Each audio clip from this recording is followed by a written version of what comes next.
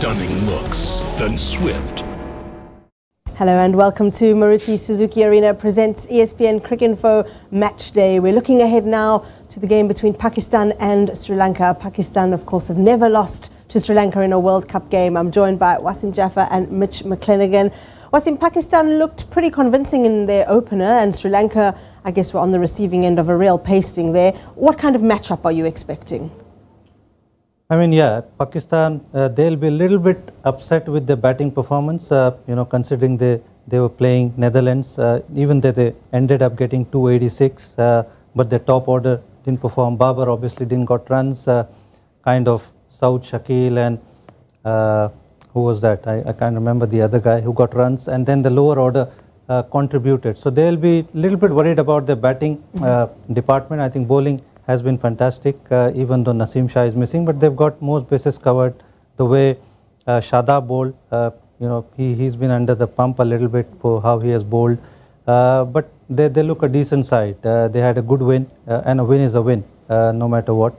And Sri Lanka, again, they came up against a very strong South African side who were just too good on that day, but the way they batted, they still got 330 runs.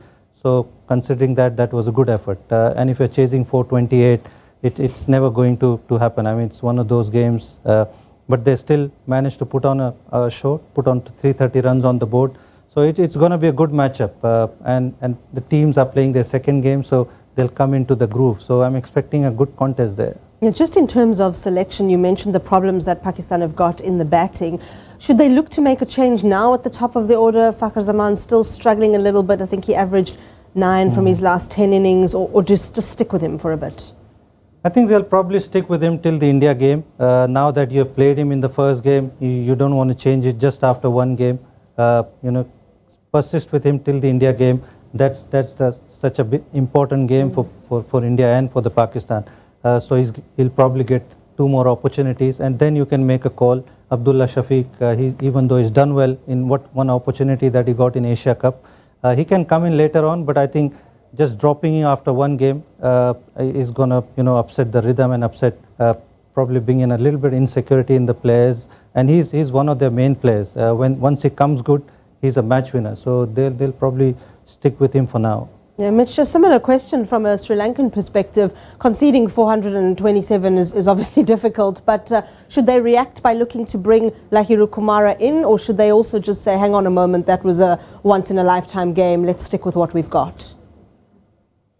Lahiru Kumara is a good player, but I think in terms of World Cups, generally the side that you put on the park, barring injury, is what you perceive to be the best team. So consistency is really important in World Cups. As wasn't alluded to, you don't want players looking over their shoulder at whether they're going to get dropped or not. You don't need to cloud their minds with that confusion. So you want to get the best out of a player, pick the consistent team for 4 or 5 games and reassess halfway through the tournament if you need to make some changes. So I can't imagine that they're going to make many changes.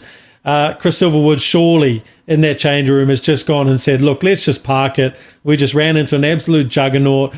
3 players played out of their skins. We've been in the past, and just in the last couple of months, we've been on a 13-match winning streak. We're a quality side. We made the Asia Cup final. We're here and we can compete, and that was just something that was just out of this world on the day. So positive thing out of that game is that Dasun Shanaka is scoring runs again. And as skipper, he's struggled to score runs over the last little while. And that's been the missing cog in the Sri Lankan side, having Dasun been able to finish the innings. So, look, if those guys fire at the top, as they have done in the last 5 to 6 months, and he can come in and put the icing on the top, I think Sri Lanka looks a lot stronger than they have in the past. And Mitch, another thing that would obviously strengthen Sri Lanka will be the fitness of Theekshana. He missed that first game as he continues to recover from the hamstring niggle.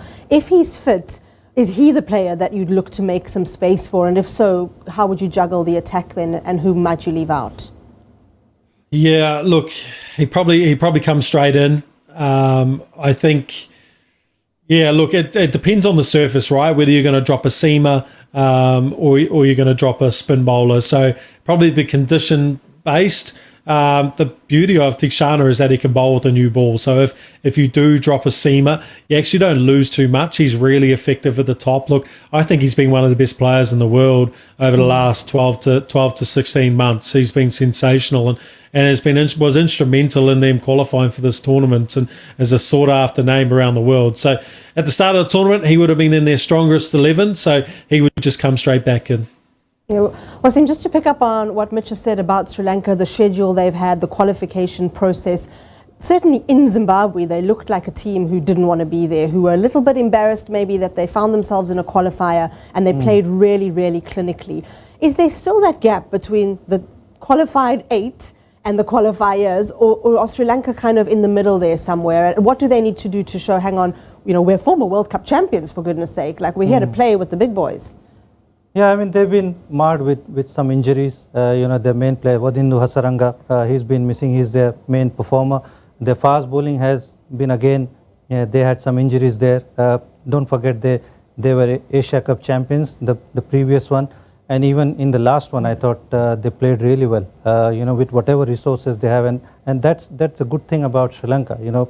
Whichever player comes in, he puts on a show. I mean, you've seen with Vilalage, the young guy came in and performed so well in the Asia Cup. So you can expect them to fight and not give up. That's the beauty of Sri Lanka.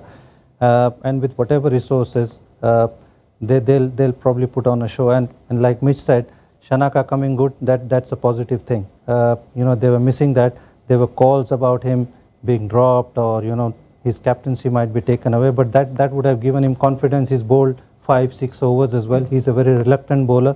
So that's a positive from the last game. And don't forget they have, they've beaten Pakistan before. So that's the confidence they'll take. I mean, they've beaten them in Asia Cup as well. So with few players added in, they'll be a little bit stronger side than last time. Mitch, likewise, a similar question from a Pakistan perspective. I think before the Asia Cup, we were talking about them as potential favourites for the tournament, and then they just kind of slipped a little bit off the radar. A decent performance against the Dutch to open up their campaign, but do they need a kind of statement win here against Sri Lanka for people to say, okay, they're here to play?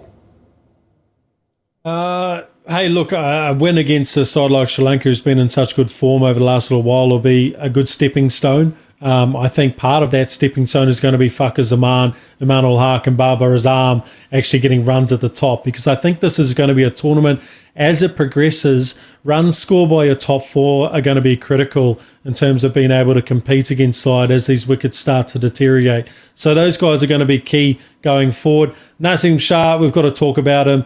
He's been in impeccable form of late. He's a big loss. And look, I didn't think Hassan Ali bowled that poorly the other night against obviously a lacking side in terms of quality, in terms of the Netherlands. But that's the big hole, right? Haris Rauf and Shaheen Afridi, top quality. What a combination. One of the world's best combinations with the new ball. But it's just that third seamer and then just the potency of their spin bowlers. Do they have the ability that if Shaheen Afridi and Haris Rauf don't take wickets at the top, do they have the ability to be able to break open the game themselves? And for mine, that's the question that I want answered from this Pakistan side, is how much can the rest of the bowling lineup contribute? So questions for both teams there in terms of what they can do in the wake of some serious injuries. It's another subcontinent derby at this World Cup. Pakistan playing Sri Lanka in the second match of their respective World Cup campaigns. We'll bring you all the action from that game here on Maruti Suzuki Arena presents ESPN Cricinfo Matchday. Stunning looks, then swift,